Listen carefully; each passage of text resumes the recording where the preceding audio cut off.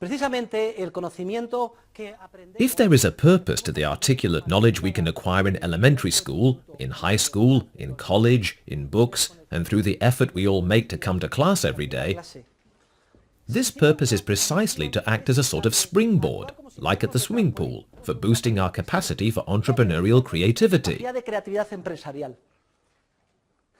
In other words, a person who has a computer and articulate knowledge at his or her disposal has access to much more raw material that can stimulate his or her entrepreneurial creativity.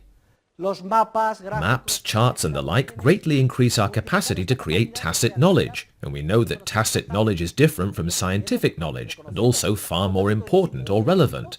Let's say we're going to plan a trip for our next school break. We are going to go to Navarre on location. We could go blindly, or we could plan our trip a little with the help of scientific knowledge.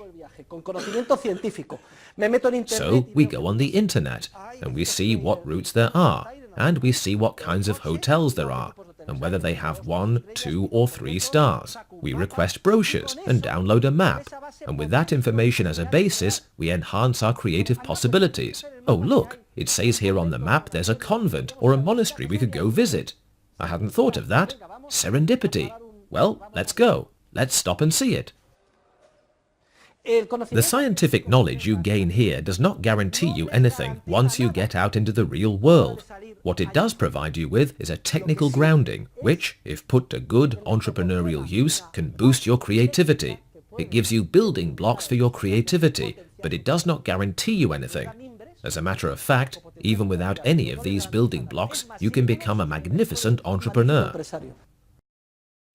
I once knew an entrepreneur, the King of Light. I won't mention his name. He didn't know how to read or write. He was Spanish.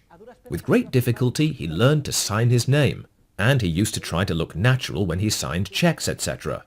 But he was a genius from the entrepreneurial standpoint.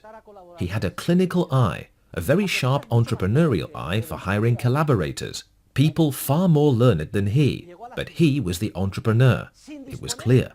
And he made it to the top without having hardly any of even the rudiments of scientific or technical knowledge. It is not necessary to go to college to achieve entrepreneurial success in life, in any sphere in which human beings can act. However, we must admit that if it is used well, the technical knowledge we acquire in the classroom can boost our capacity to create tacit, inarticulate knowledge in the future.